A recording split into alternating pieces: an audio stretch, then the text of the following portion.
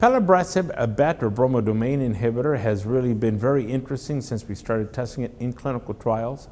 The phase 2 study looked at a variety of different scenarios, each beneficial. Probably the most intriguing for many was the combination in the upfront setting.